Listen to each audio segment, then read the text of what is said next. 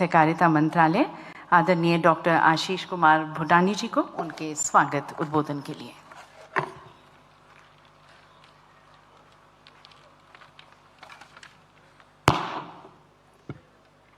सभी को मेरा सादर नमस्कार।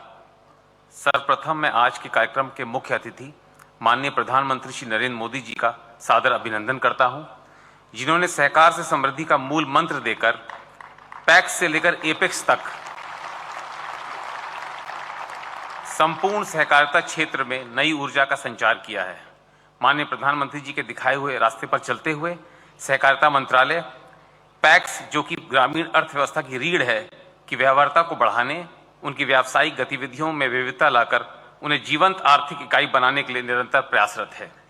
हमारा सौभाग्य है कि इसी क्रम में आज 18,000 पैक्स में कंप्यूटरीकरण व 11 राज्यों की 11 पैक्स में सहकारिता क्षेत्र में विश्व की सबसे बड़ी अन्न भंडारण योजना के पायलट का उद्घाटन तथा पायलट के तहत 500 अतिरिक्त पैक्स में गोदाम निर्माण का शिलान्यास माननीय प्रधानमंत्री जी के कर कमलों से होने जा रहा है।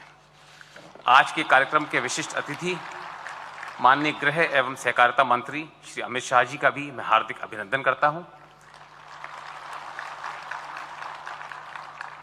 जिनके कुशल मार्गदर्शन में नवगठित सहकारिता मंत्रालय ने सहकारिता आंदोलन के सुदृढ़ीकरण के लिए कई अभूतपूर्व कदम उठाए हैं। माननीय मंत्री जी के नेतृत्व में सभी राज्यों की सहभागिता सुनिश्चित करते हुए विभिन्न पहलों के माध्यम से सभी स्तर की सहकारी समितियों का सशक्तिकरण किया जा रहा है। साथ ही मैं माननीय कृषि एवं किसान कल्याण मंत्री श्री अर्जुन मुंडा जी, माननीय उपभोक्ता मामले, खाद्य और सार्वजनिक वितरण मंत्री श्री पीयूष गोयल जी और माननीय सहकारिता राज्य मंत्री श्री बीएल वर्मा जी का भी हार्दिक स्वागत करना चाहूंगा, जो कि समय समय पर हमें अपना मार्गदर्शन देते रहते हैं। मैं विभिन्न राज्यों से आए माननीय सहकारिता मंत्रीगणों का भी विशेष स्वागत करता हूं। पैक्स के कंप्यूटरीकरण तथा सहकारिता क्षेत्र में विश्व की सबसे बड़ी अन्न भंडारण योजना से न केवल सहकारिता क्षेत्र को बल मिलेगा, बल्कि पैक्स का आर्थिक सशक्तिकरण सुनिश्चित होगा और इनसे जुड़े 13 करोड़ से भी अधिक किसानों के जीवन में समृद्धि के नए रास्ते खुलेंगे। मैं आज के इस महत्वपूर्ण कार्यक्रम में पधारे विभिन्न केंद्रीय मंत्रालयों के अधिकारीगणों, राज्यों और केंद्र शासित प्रदेशों के सहकारिता तथा खाद्य एवं नागरिक आपूर्ति विभागों के अधिकारियों, विभिन्न संस्थाओं जैसे कि NABARD, FCI, NCCF, NAFED, NBCC, नैपकॉन्स, एनडीडीबी, एनएफडीबी के अध्यक्ष एवं एमडी, राज्य व जिला सहकारी बैंकों के प्रतिनिधियों तथा सभी गणमान्य अतिथिगणों का भी हार्दिक स्वागत करता हूं। साथ ही देश भर से आए पैक्स के चेयरमैन व सचिवों का भी आज के समारोह में मैं हार्दिक स्वागत करता हूं।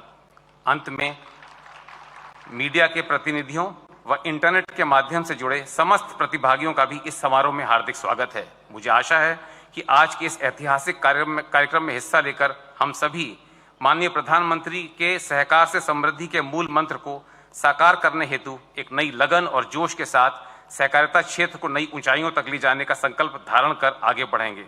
धन्यवाद। जय हिंद, जय सहकार।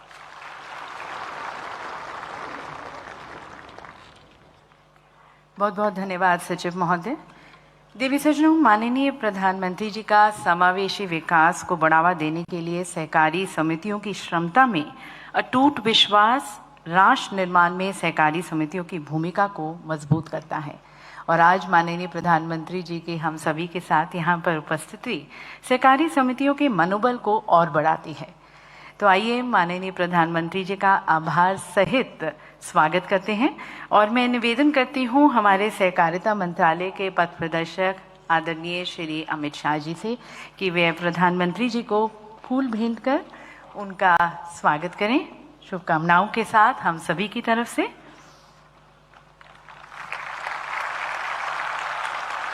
साथ साथ शॉल भेंट कर आदरपूर्वक का सत्कार, उनका सम्मान। और सहकारी समितियों की तरफ से स्नेह एवं आदर स्वरूप ये सहकारी उत्पाद अब प्रधानमंत्री जी को भेंट करें।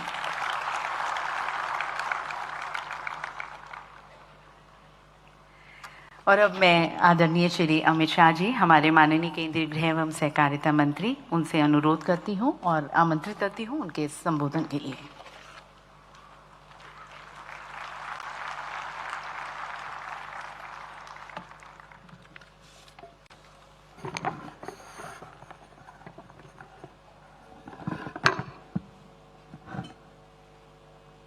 सहकारिता क्षेत्र देश के किसान और ग्रामीण विकास तीनों क्षेत्र के लिए बहुत महत्वपूर्ण आज के कार्यक्रम में हम सब के बीच में मंच पर उपस्थित दुनिया के सर्वाधिक लोकप्रिय नेता और हमारे देश के आदरणीय प्रधानमंत्री श्रीमान नरेंद्र मोदी जी,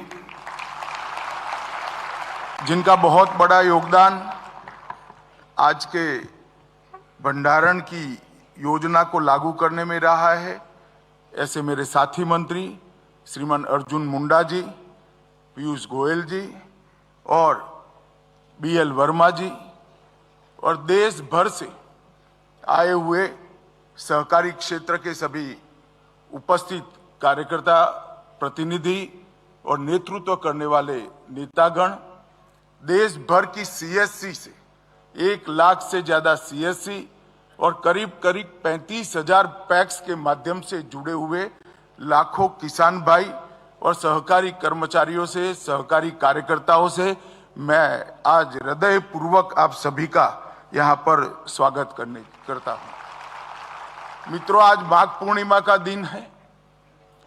माघ पूर्णिमा के दिन को हमारे यहां बहुत शुभ माना जाता है और प्रधानमंत्री मोदी जी ने सहकारी क्षेत्र के अंदर नए प्राण फूंकने की जो शुरुआत करी है, इसके लिए सबसे पहले लिए गए एक इनिशिएटिव और सबसे अंत में लिए गए दूसरे इनिशिएटिव, दोनों का शुभारंभ प्रधानमंत्री के कर कमलों से आज शुरू होने जा रहा है।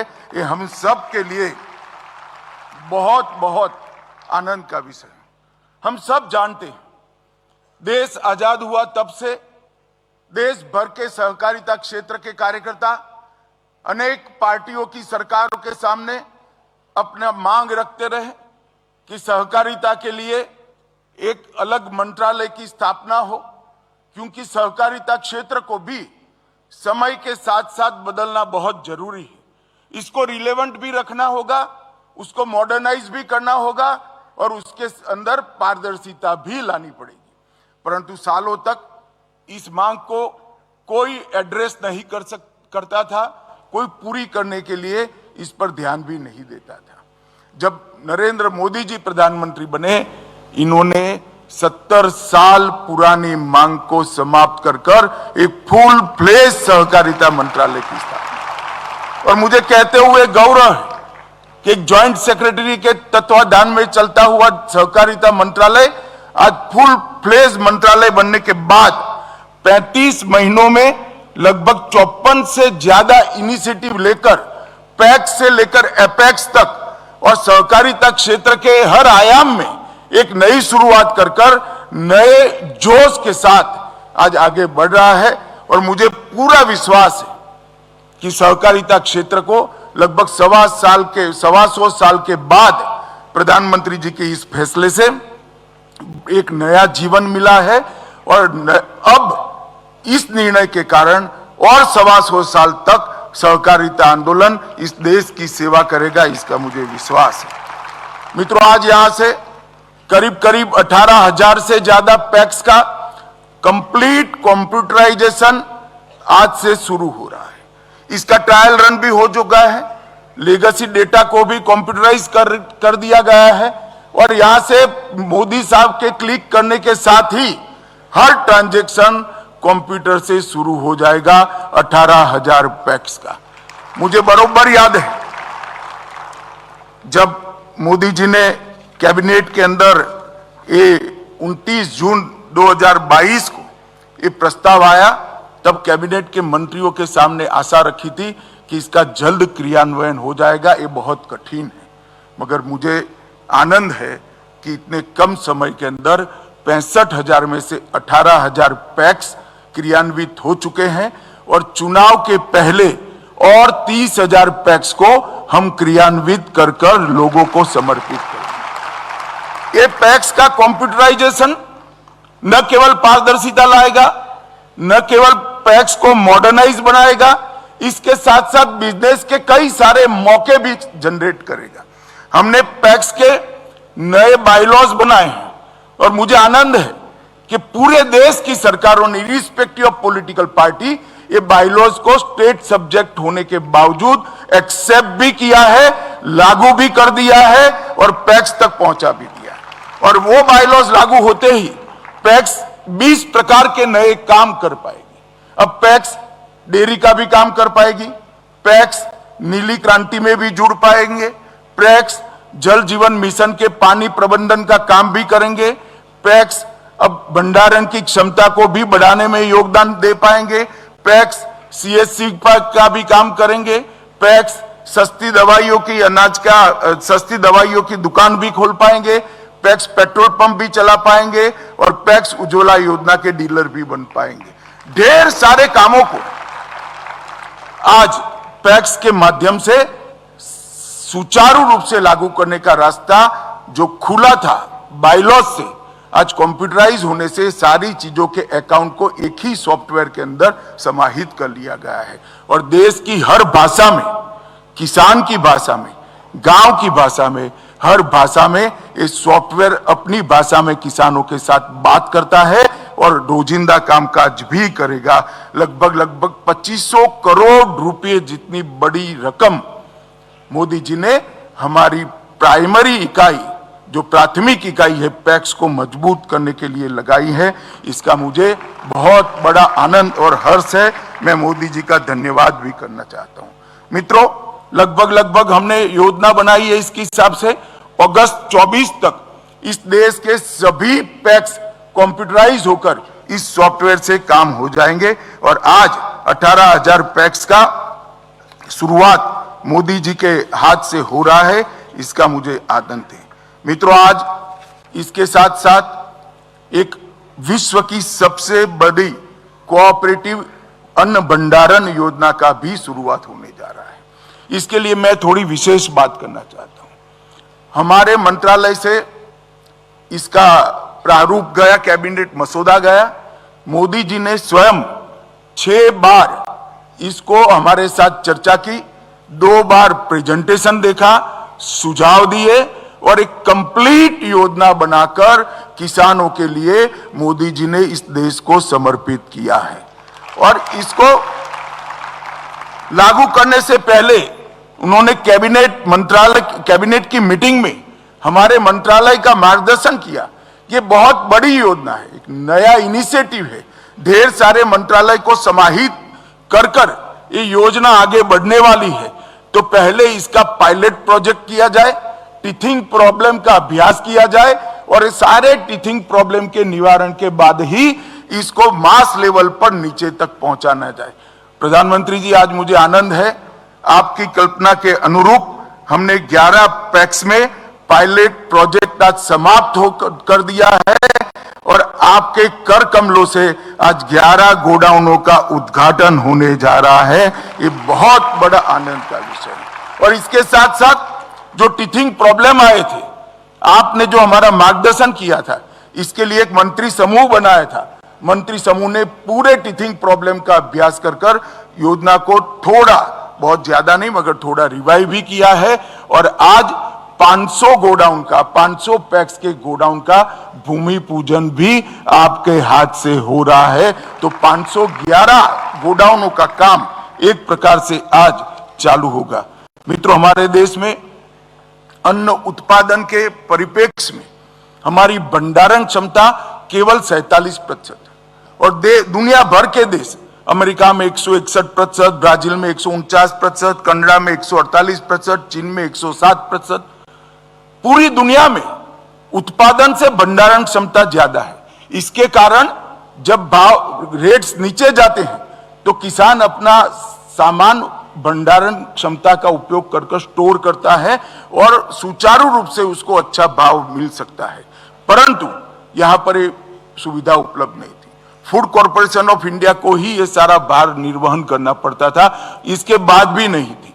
अब हजारों पैक्स जब ये भंडारण क्षमता का विस्तरण करेंगे तो हमारे यहां भी 100% भंडारण क्षमता 2027 के पहले हम प्राप्त कर लेंगे और कोऑपरेटिव के माध्यम से प्राप्त करेंगे। ये हम सब के लिए आनंद का विषय है।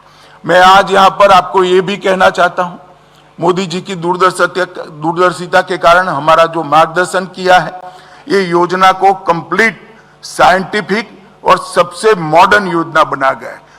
गोडाउन होंगे तो छोटे, परंतु इनके अंदर रैक भी होगी, कंप्यूटराइज व्यवस्था होगी। इसके साथ साथ आधुनिक खेती के लिए जितने भी महंगे साधन है, वो सारे साधन ये पैक्स वसाएंगे इस गोडाउन के माध्यम से। इसके साथ इसको लिंक कर दिया गया है। इसके अंदर ड्रोन भी होगा, ट्रैक्टर भी होंगे, कटाई के मशीन भी होंगे और दवाई के छिड़काव के भी मशीन होंगे। ये सारी चीजों को किसानों को किराए से उपलब्ध करने की योजना भी इसके साथ समाहित कर ली गई है। तो एक प्रकार से किसान की सारी आधुनिक खेती की व्यवस्थाओं को कंप्लीट रिक्वायरमेंट एक ही जगह से पैक्स से समाप्त हो जाए, इस प्रकार की रचना करी है।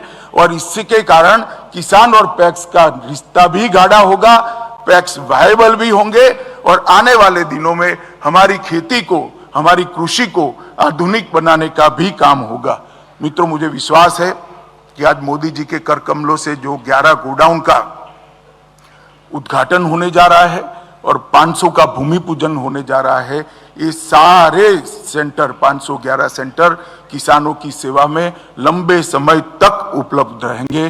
फिर से एक बार मैं आज देश भर में ऑनलाइन जुड़े हुए लाखों किसान, कई पैक्स 35,000 से ज्यादा पैक्स जुड़े हैं, 1 लाख से ज्यादा CSC जुड़े हैं और देश भर का सहकारिता का नेतृत्व तो आज इस सभागार के अंदर उपस्थित है। सहकारिता मंत्री भी उपस्थित है। सबकी ओर से प्रधानमंत्री जी का हृदय से धन्यवाद करता हूं और हमारे क्षेत्र को नए प्राण फूंकने के लिए आपका बहुत बहुत धन्यवाद। करोड़ों किसानों की ओर से भी आपका बहुत बहुत धन्यवाद।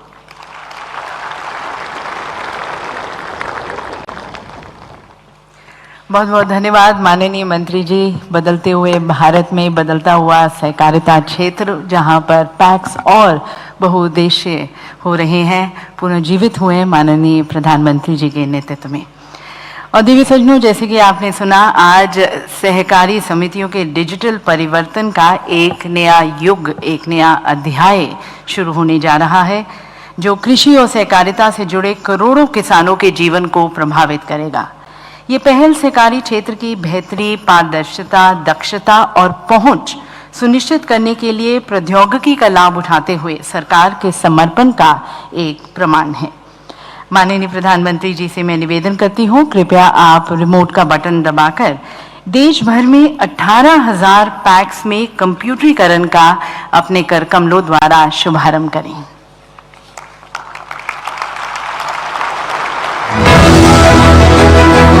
माननीय प्रधानमंत्री श्री नरेंद्र मोदी जी के कर कमलों द्वारा ई पैक्स का शुभारंभ। आज से देश भर की 18,000 पैक्स हुई पूर्णतया कंप्यूटरीकृत। ई पैक्स सॉफ्टवेयर के माध्यम से अब पैक्स किसानों को विभिन्न सेवाएं डिजिटल इकोसिस्टम के जरिए दे पाएंगी, जैसे ऋण, अन्न भंडारण, खरीद, पीडीएस इत्यादि।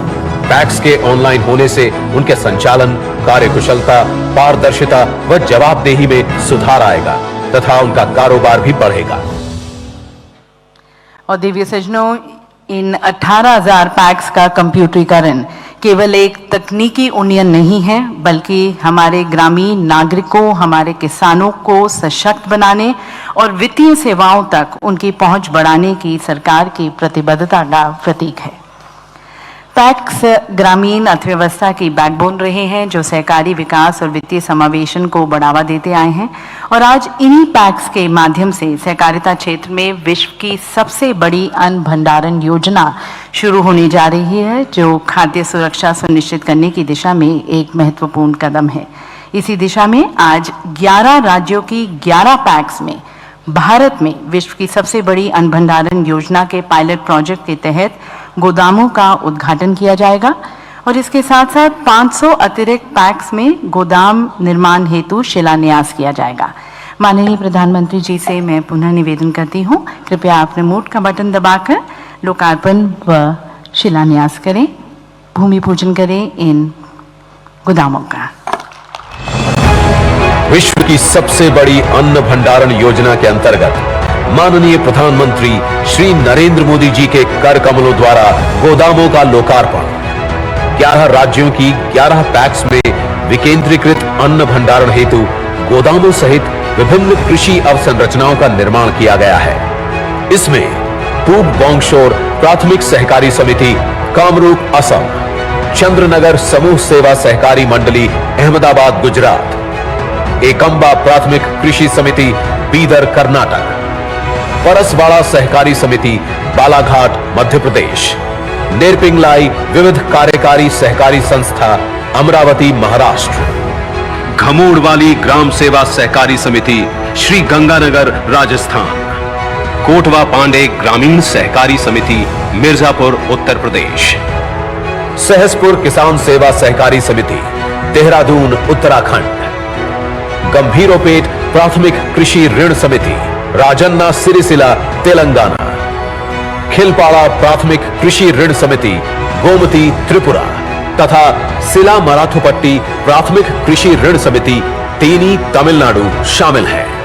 पैक्स में गोदाम, प्रसंस्करण इकाइयां, कस्टम हायरिंग केंद्र आदि की सुविधा किसानों को उनकी उपज के उचित दाम दिलाने में मददगार साबित होंगे और देश की खाद्य सुरक्षा सुनिश्चित करेंगे। विश्व की सबसे बड़ी अन्न भंडारण योजना के अंतर्गत माननीय प्रधानमंत्री श्री नरेंद्र मोदी जी के कर कमलों द्वारा गोदाम निर्माण का शिलान्यास, देश के विभिन्न राज्यों और केंद्र शासित प्रदेशों की 500 पैक्स में गोदामों सहित विभिन्न अन्य प्रकार की कृषि अवसंरचनाओं का निर्माण किया जाएगा, जिसमें से 200 पैक्स में एनबीसीसी तथा 300 पैक्स में राष्ट्रीय सहकारी उपभोक्ता संघ एनसीसीएफ द्वारा इन अवसंरचनाओं का निर्माण किया जाएगा। तो सभी पैक्स को बहुत बहुत शुभकामनाएं। और पैक्स स्तर पर पर्याप्त अन्न भंडारण क्षमता के निर्माण से फसल के बाद होने वाले नुकसान को कम करने में भी मदद मिलेगी, जिससे किसान बेहतर कीमतें अर्जित कर सकेंगे। और देवी सज्जनों, अब हम सभी अपने माननीय प्रधानमंत्री जी के विचारों को, उनकी अंतर्दृष्टि और हम सभी के लिए दिशा निर्देश के इच्छुक हैं। तो आप सभी की पुनः करतल ध्वनि के बीच में प्रधानमंत्री जी को आमंत्रित करती हूँ, उनसे निवेदन करती हूँ हमें संबोधित करने के लिए। आमंत्रित हैं उनके मार्गदर्शन के लिए।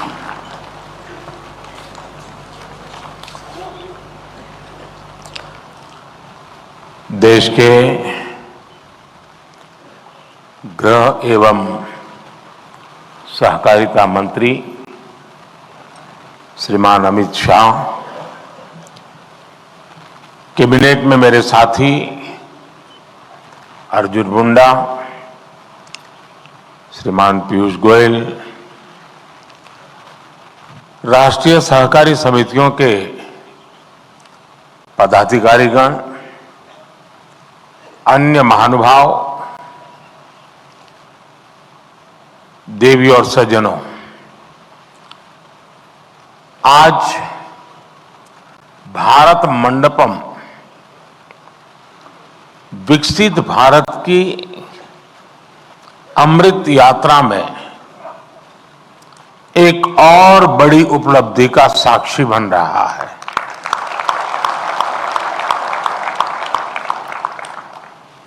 सहकार से समृद्धि, सहकार से समृद्धि का जो संकल्प देश ने लिया है, उसे साकार करने की दिशा में आज हम और आगे बढ़ रहे हैं। खेती और किसानी की नींव को मजबूत करने में सहकारिता की शक्ति की बहुत बड़ी भूमिका है। इस सोच के साथ हमने अलग सहकारिता मंत्रालय का गठन किया और अब इसी सोच के साथ आज का एक कार्यक्रम हो रहा है। आज हमने अपने किसानों के लिए दुनिया की सबसे बड़ी स्टोरेज स्कीम या भंडारण स्कीम शुरू की है। इसके तहत देश के कोने कोने में हजारों वेयर हाउसेस बनाए जाएंगे, हजारों गोदाम बनाए जाएंगे। आज 18,000 पैक्स के कंप्यूटराइजेशन का बड़ा काम भी पूरा हुआ है। ये सभी काम देश में कृषि इंफ्रास्ट्रक्चर को नया विस्तार देंगे, कृषि को आधुनिक टेक्नोलॉजी से जोड़ेंगे। मैं आप सभी को इन महत्वपूर्ण और दूरगामी परिणाम लाने वाले कार्यक्रमों के लिए बहुत बहुत बधाई देता हूं, अनेक अनेक शुभकामनाएं देता हूं। साथियों, सहकारिता भारत के लिए बहुत प्राचीन व्यवस्था है। हमारे शास्त्रों में भी कहा गया है, अल्पानाम अपि वस्तूनाम, अल्पानाम अपि वस्तूनाम संहति ही कार्य साधिका। अर्थात छोटी छोटी वस्तुएं, थोड़े थोड़े संसाधन भी सब साथ जोड़ दिए जाते हैं तो उनसे बड़े कार्य सिद्ध हो जाते हैं। प्राचीन ग्राम अर्थव्यवस्था में सहकार की यही स्वतंत्र स्वतः स्फूर्त व्यवस्था काम करती रही है। सहकार ही हमारे आत्मनिर्भर समाज का आधार हुआ करती थी। सहकारिता केवल व्यवस्था नहीं है, सहकारिता एक भावना है, सहकारिता एक स्पिरिट है। सहकारिता के ये स्पिरिट कई बार व्यवस्थाओं और संसाधनों की सीमाओं से परे आश्चर्यजनक परिणाम देते हैं। सहकार जीवन यापन से जुड़ी एक सामान्य व्यवस्था को बड़ी औद्योगिक क्षमता में बदल सकता है। ये देश की अर्थव्यवस्था के, खासकर ग्रामीण और कृषि से जुड़ी अर्थव्यवस्था के कायाकल्प का एक प्रामाणिक तरीका है। एक अलग मंत्रालय के जरिए हम देश के इस सामर्थ्य को और कृषि क्षेत्र की बिखरी हुई इस ताकत को ही एकत्र करने का भी ये भगीरथ प्रयास है। किसान उत्पाद संघ एफपीओ का एक बहुत ही महत्वपूर्ण उदाहरण हमारे सामने है। एफपीओ के माध्यम से आज गांव के छोटे किसान भी उद्यमी बन रहे हैं, अपने उत्पादों को विदेशों तक निर्यात कर रहे हैं। हमने देश में 10,000 एफपीओ बनाने का लक्ष्य रखा था। एक अलग सहकारिता मंत्रालय होने के उसका नतीजा ये है कि देश में 8,000 एफपीओ का गठन ऑलरेडी हो चुका है, कार्यरत हो चुके हैं। कई एफपीओ की सक्सेस स्टोरी की चर्चा आज देश के बाहर भी हो रही है। इसी तरह एक और संतोषजनक बदलाव ये आया है कि सहकारिता का लाभ अब पशुपालकों और मछली पालकों तक भी पहुंच रहा है। मछली पालन में आज 25,000 से ज्यादा सहकारी इकाइयां काम कर रही हैं। आने वाले 5 वर्षों में सरकार का लक्ष्य 2 लाख सहकारी समितियां बनाने का है और इनमें एक बड़ी संख्या फिशरीज सेक्टर की सहकारी समितियों की भी होने जा रही है। साथियों, सहकारिता की ताकत क्या होती है, गुजरात में मुख्यमंत्री के रूप में मैंने इस ताकत को अनुभव किया है। गुजरात में अमूल की सफलता की गाथा आज पूरी दुनिया जानती है। हम सब दुनिया भर के बाजार में पहुंच चुके लिज्जत पापड़ के बारे में भी जानते हैं। इन सभी आंदोलनों को मुख्य रूप से देश की महिलाओं ने ही लीड किया है। आज देश में भी डेयरी और कृषि में सहकार से किसान जुड़े हैं। उनमें करोड़ों की संख्या में महिलाएं ही हैं। महिलाओं के इसी सामर्थ्य को देखते हुए सरकार ने भी सहकार से जुड़ी नीतियों में उन्हें प्राथमिकता दी है। आप जानते हैं कि हाल में ही multi state cooperative society act में सुधार लाया गया है। इसके तहत मल्टी स्टेट कोऑपरेटिव सोसाइटी के बोर्ड में महिला डायरेक्टर्स होना अनिवार्य कर दिया गया है। हमारे देश में संसद में अगर नारी शक्ति वंदन अधिनियम पास होता है तो बहुत चर्चा होती है, लेकिन ये उतनी ही ताकत वाला बड़ा महत्वपूर्ण कानून हमने बनाया है, लेकिन बहुत कम लोग उसकी चर्चा करते हैं।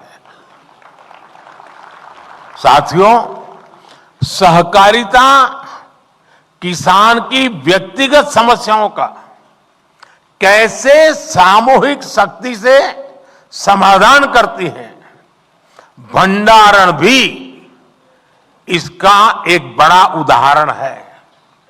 हमारे यहां भंडारण से जुड़े इंफ्रास्ट्रक्चर के अभाव में किसानों को बहुत नुकसान उठाना पड़ता था। पिछली सरकारों ने कभी इस जरूरत पर उतना ध्यान ही नहीं दिया, लेकिन आज सहकारी समितियों के जरिए इस समस्या का हल किया जा रहा है।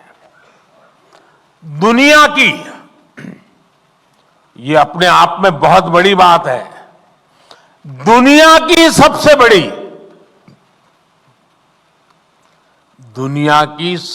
बड़ी भंडारण योजना के तहत अगले 5 वर्ष में 700 लाख मैट्रिक टन भंडारण की क्षमता तैयार की जाएगी। इस अभियान में 1.25 लाख करोड़ रुपए से ज्यादा का खर्च आएगा। इस योजना के पूरा होने पर हमारे किसान अपने उत्पादों को अपनी जरूरत के मुताबिक भंडारण में रख करके स्टोर कर पाएंगे। उन्हें बैंकों से ऋण लेने में भी आसानी होगी और वो सही समय पर, जब उनको ठीक लगे कि हां अब माल बेचने के लिए बाजार ठीक है, सही समय पर अपने उत्पाद को बाजार में ले जाकर बेच भी पाएंगे। साथियों, विकसित भारत के लिए भारत की कृषि व्यवस्थाओं का आधुनिकीकरण भी उतना ही जरूरी है। हम कृषि क्षेत्र में नई व्यवस्थाएं बनाने के साथ ही पैक्स जैसी सहकारी संस्थाओं को नई भूमिकाओं के लिए तैयार कर रहे हैं।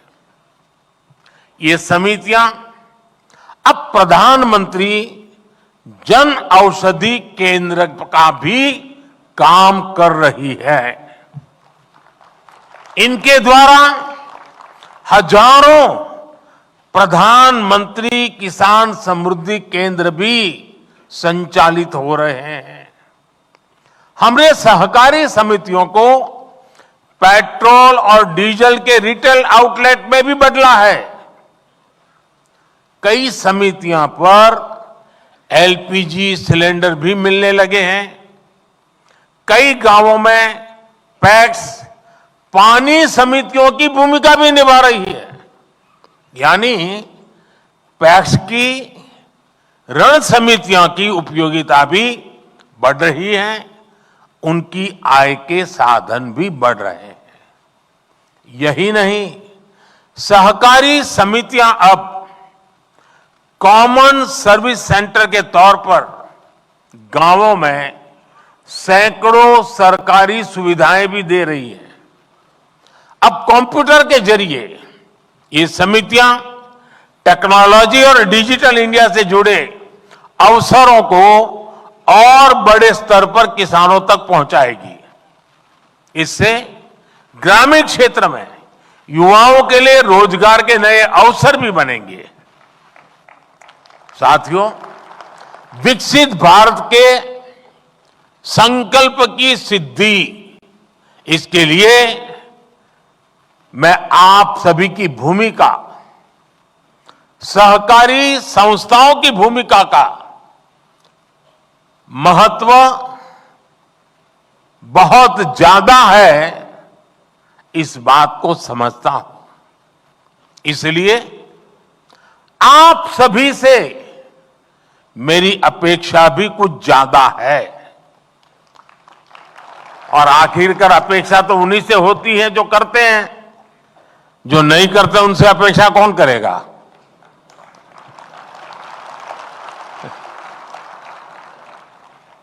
आत्मनिर्भर भारत के निर्माण में आप जितना ज्यादा और जितना ज्यादा सक्रिय योगदान बढ़ाएंगे, हम अपने लक्ष्यों को जल्दी प्राप्त कर पाएंगे।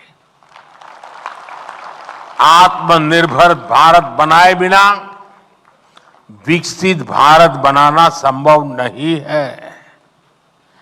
आपके सामर्थ्य, आपकी संगठन क्षमता को देखते हुए मेरे मन में बहुत सारे सुझाव आते रहते हैं।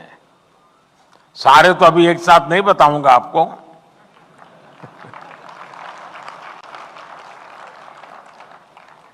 लेकिन कुछ मैं इशारा करना चाहता हूं। जैसे मेरा सुझाव है कि हमारी कोऑपरेटिव एक लिस्ट बनाए कि कौन कौन सी चीजें ऐसी हैं जो आज हम बाहर से लाते हैं, विदेशों से लाते हैं, अब हम इंपोर्ट नहीं करेंगे। सहकारी क्षेत्र इसमें क्या कर सकता है? उनके लिए देश में ही एक सपोर्ट सिस्टम हमें बनाना है। ये जिम्मेदारी सहकारी संस्थाएं बहुत आसानी से ले सकती हैं।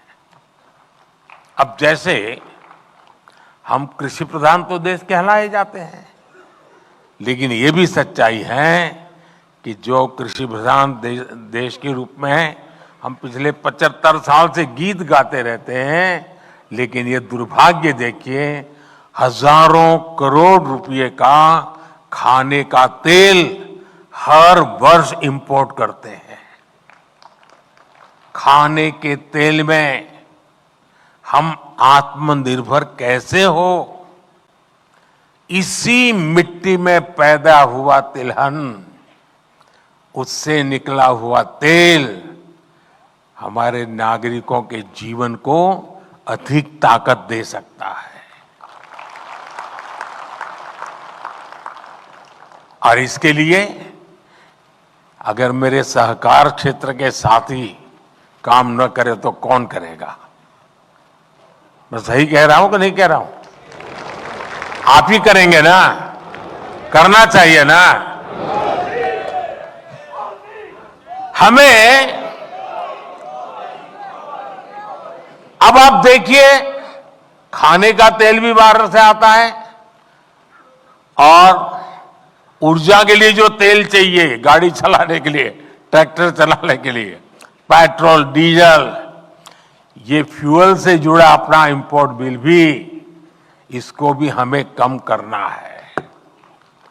इसके लिए हम इथेनॉल को लेकर आज बहुत बड़ा काम कर रहे हैं। बीते 10 वर्षों में इथेनॉल के प्रोडक्शन, खरीद और ब्लेंडिंग तीनों में कई गुना बढ़ोतरी हुई है। आज ये काम ज्यादातर चीनी मिलों के जिम्मे है और सरकारी कंपनियां उनसे इथेनॉल खरीदती है। क्या इसमें सहकारी समितियां नहीं आ सकती है क्या? जितनी ज्यादा आएगी उतना ही इसका स्केल और बढ़ जाएगा। दालों के इंपोर्ट को कम करने का, अब देखिए कृषि प्रधान देश, धार बाल से ला करके खाते हैं। दालों के इंपोर्ट को कम करने के मामले में भी मेरे सहकारिता क्षेत्र के लोग बहुत बड़ा काम कर सकते हैं, अग्रणी भूमिका निभा सकते हैं। मैन्युफैक्चरिंग से जुड़े भी अनेक छोटे छोटे सामान है जो हम सभी इंपोर्ट करते हैं, लेकिन कोऑपरेटिव्स की मदद से हम उन्हें देश में ही बना सकते हैं। साथियों, आज प्राकृतिक खेती पर हम बहुत बल दे रहे हैं। इसमें भी कोऑपरेटिव बहुत बड़ी भूमिका निभा सकते हैं। अन्नदाता को ऊर्जादाता और अन्नदाता को उर्वरक दाता बनाने में भी कोऑपरेटिव की बहुत बड़ी भूमिका है। अगर कोऑपरेटिव उसमें हाथ लगा दे, एकदम तेजी से परिणाम आ जाएगा। अब देखिए, रूफटॉप सोलर हो या फिर खेत की मेड़ पर छोटे छोटे सोलर पैनल लगाने हो, इसमें 50-100 किसान इकट्ठे होकर के एक सहकारी संस्था बना दे, मेड़ के ऊपर सोलर पैनल लगा दे और वो सहकारी संस्था बिजली पैदा करे, बिजली बेचे, किसान को भी बेचे, सरकार को भी बेचे। आसानी से सहकारी संस्थाएं काम कर सकती है। आजकल हम देख रहे हैं कि गोवर्धन योजना में बड़ी बड़ी मल्टीनेशनल कंपनियां आ रही हैं। ये ऊर्जा का बहुत बड़ा स्रोत बनने जा रहा है। क्या कोऑपरेटिव्स को इसमें पीछे रहना चाहिए क्या? वेस्ट टू वेल्थ का काम हो, गोबर से बायो सीएनजी बनाना हो, जैविक खाद बनाना हो, इन सब में सहकारी संस्थानों का विस्तार हो सकता है। इससे देश का खाद से जुड़ा इंपोर्ट बिल भी कम हो जाएगा। हमारे किसानों के, छोटे उद्यमियों के प्रोडक्ट्स की ग्लोबल ब्रांडिंग के काम में भी आपको आगे आना चाहिए। अब देखिए, गुजरात का मैं, और पहले गुजरात में जो डेयरी थी सब अलग अलग नाम से काम करते थे। जब से अमूल एक ब्रांड बन गई, डेयरी बहुत है, अलग अलग है, लेकिन अमूल एक ब्रांड बन गई, आज ग्लोबली उसकी आवाज सुनी जाती है। हम भी हमारे अलग अलग उत्पाद का एक कॉमन ब्रांड बना सकते हैं। हमें अपने मिलेट्स यानी श्री अन्न, इस ब्रांड को हमारा लक्ष्य होना चाहिए। दुनिया के हर डाइनिंग टेबल पर भारत के ब्रांड का मिलेट्स क्यों न हो।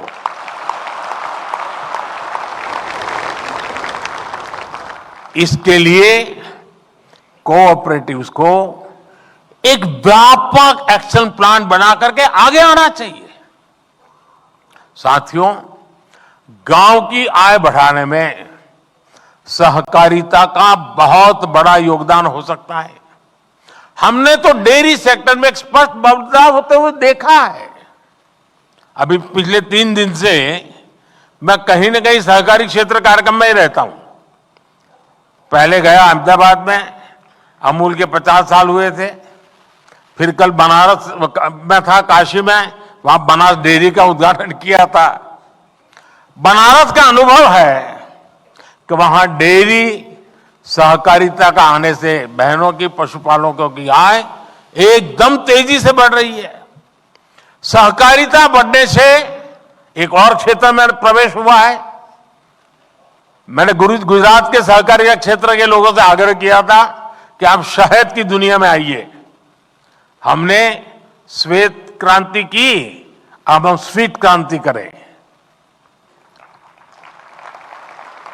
और शहद के क्षेत्र में हमारे लोग आगे आए। शहद सेक्टर को किसान आज कितना लाभ उठा रहा है, ये भी आप जानते हैं।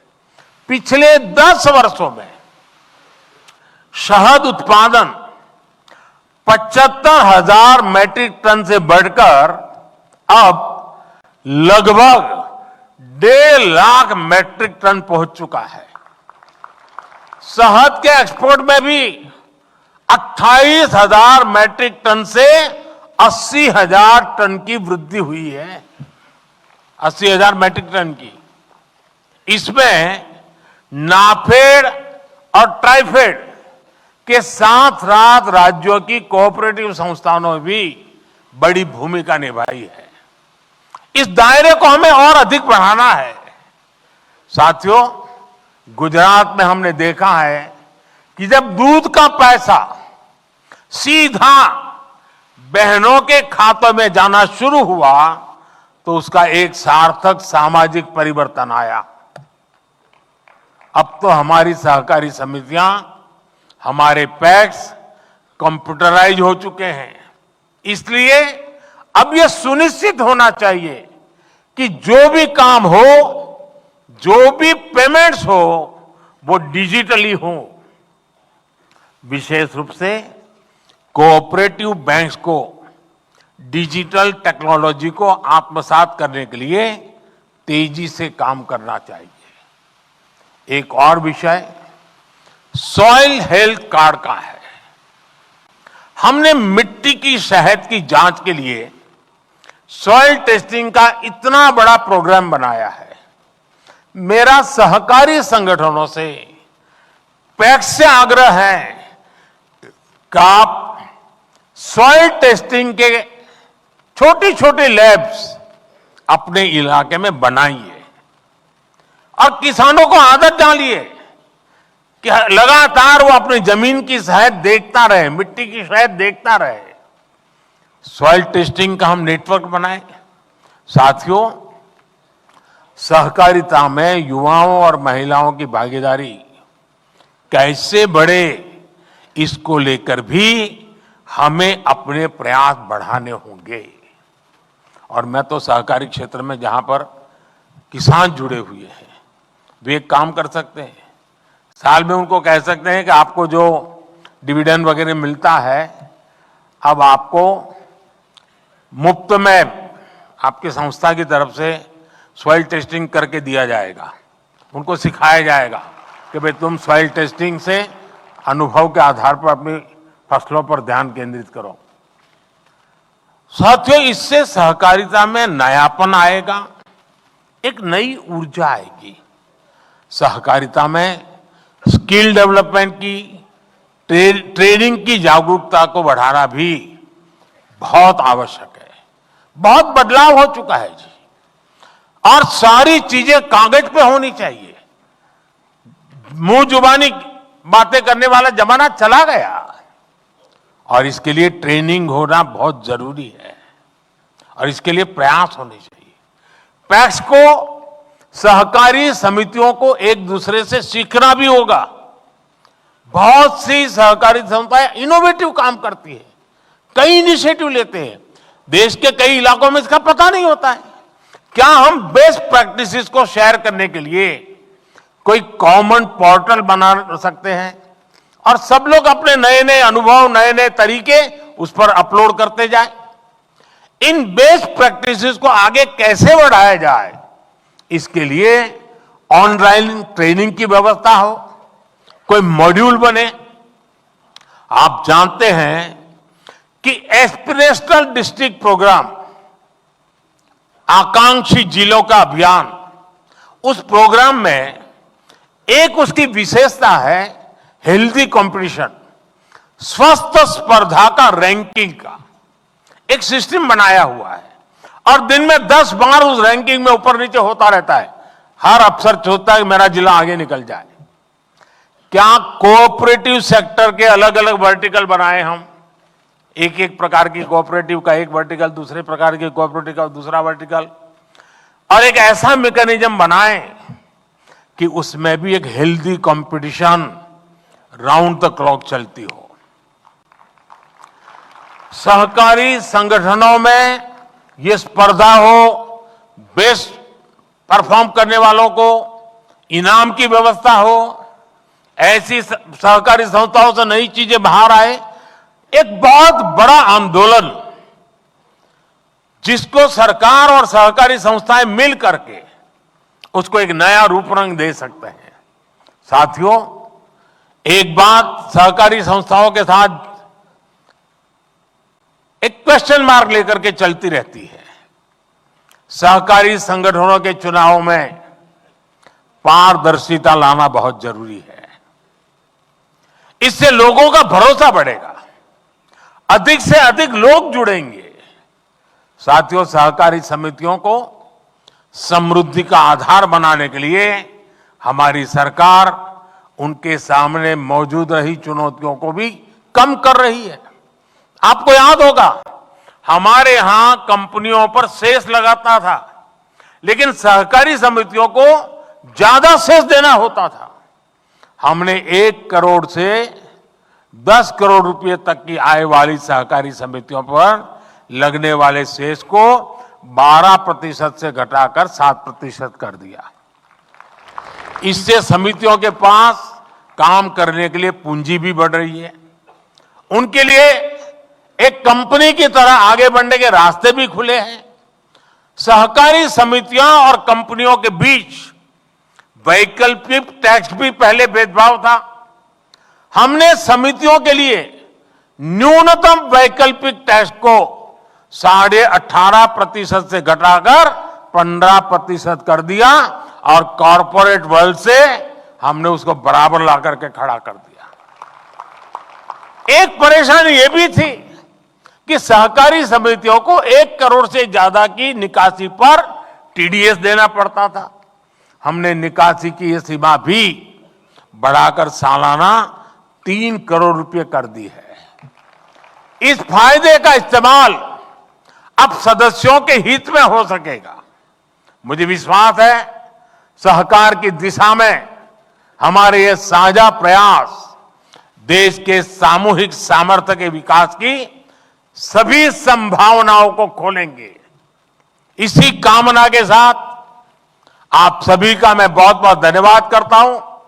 और जैसा अमित भाई ने बताया कि लाखों लोग आज अलग अलग सेंटर्स पर इकट्ठे हुए हैं, मैं उनका भी इतने उत्साह और उमंग के साथ आज के इस महत्वपूर्ण इनिशिएटिव में जुड़ने के लिए उनका भी धन्यवाद करता हूं और उनको भी मैं बहुत शुभकामनाएं देता हूं।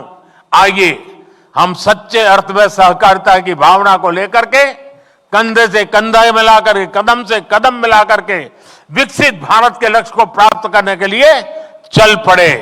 एक साथ चले, एक दिशा में चले और परिणाम हम प्राप्त करते रहेंगे। बहुत बहुत धन्यवाद।